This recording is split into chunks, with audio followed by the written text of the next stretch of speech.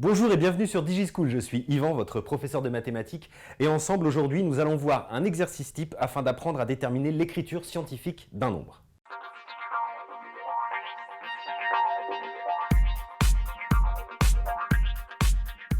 Tout d'abord, si vous ne savez pas ce qu'est l'écriture scientifique d'un nombre, je vous invite à visionner la vidéo précédente qui traite des puissances de 10, sinon nous pouvons commencer tout de suite. Commençons d'abord par rappeler les règles de calcul élémentaires sur les puissances qui vont nous servir au travers de cet exercice sur la détermination d'écriture scientifique. La première, a puissance n fois a puissance p est égal à a puissance n plus p. Autrement dit, si on multiplie un même nombre avec des puissances différentes, les puissances vont s'additionner. La deuxième, a puissance n sur a puissance p est égal à a puissance n moins p. Cette fois-ci, la division entraîne une soustraction des puissances. A puissance n à la puissance p est égal à a puissance n fois p. A fois b puissance n est égal à a puissance n fois b puissance n. La puissance se distribue sur les deux facteurs qui sont à l'intérieur de la parenthèse. Et même chose pour la dernière, a sur b puissance n est égal à a puissance n sur b puissance n. Encore une fois, une distribution de la puissance. Ces 5 règles vont nous être utiles pour le sujet de l'exercice type suivant, qui est un exercice que l'on rencontre extrêmement fréquemment en classe de 3e, dont l'énoncé est le suivant: donner l'écriture décimale et l'écriture scientifique de l'expression suivante. Cette expression est une expression type. Vous avez une barre de fraction, uniquement des produits comme opération, qui mélangent ce que j'appelle des nombres normaux, 2, 14, 4 et 5, et des puissances de 10, 10 puissance 5, 10 puissance moins 2, 10 puissance moins 3. Je vous donne une méthode qui marchera à chaque fois si vous la suivez de manière rigoureuse. L'objectif est de séparer, de faire du tri dans cette première expression qu'on vous donne ici, c'est-à-dire d'écrire cette expression sous la forme d'un produit de 2 fractions. Dans la première fraction, je vais mettre ce que j'appelle les nombres normaux. Dans la deuxième, je vais mettre les puissances de 10. Donc, dans la première, nous aurons en haut 2 fois 14 et en bas 4 fois 5. 2 fois 14 sur 4 fois 5. Et dans la deuxième fraction, je regroupe les puissances de 10, c'est-à-dire 10 puissance 5 fois 10 puissance moins 2 sur 10 puissance moins 3.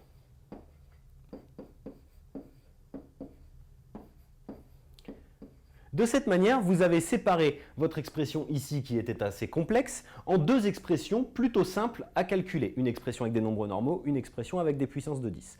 Vous pouvez démarrer par celle que vous voulez, voire faire les 2 simultanément, ce que je vais faire moi en vous détaillant le plus possible pour que vous puissiez tout comprendre aisément.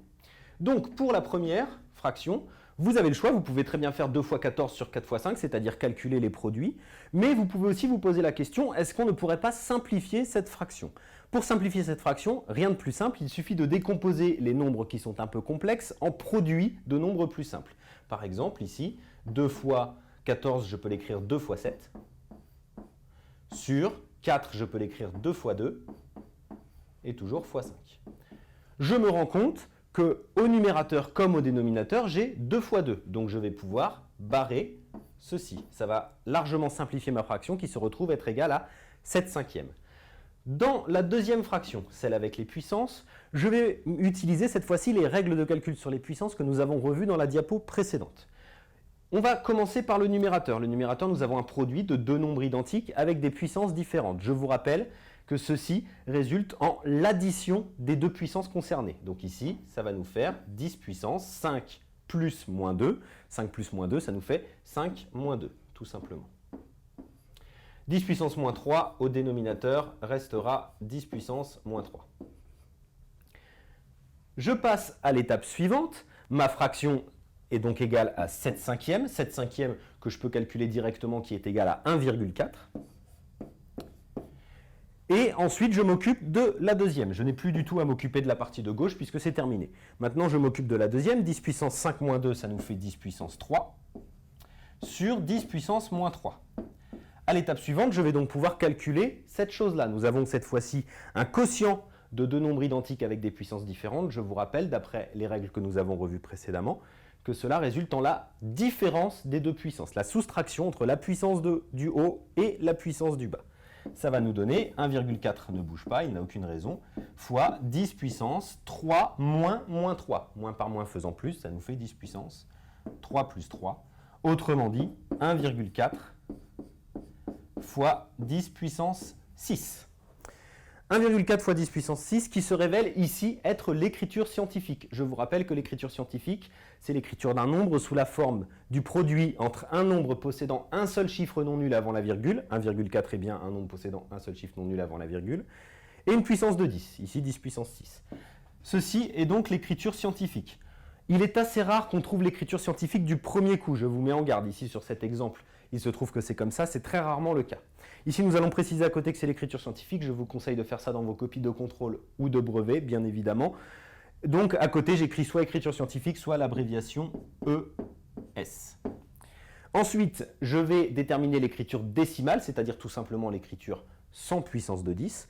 Pour cela, vous pouvez vous référer à la vidéo précédente qui traite de l'introduction aux puissances de 10.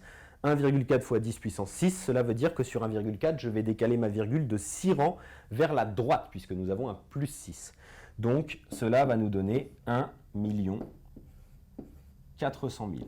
Ceci constitue l'écriture décimale du nombre, ce que l'on appelle écriture décimale étant bien entendu l'écriture des nombres que vous connaissez depuis bien longtemps maintenant. Cet exercice type est maintenant terminé, je vous invite à visionner la vidéo suivante dans laquelle nous aborderons 2 exercices de ce type-là de manière un petit peu plus intensive. Et moi je vous dis à bientôt sur DigiSchool.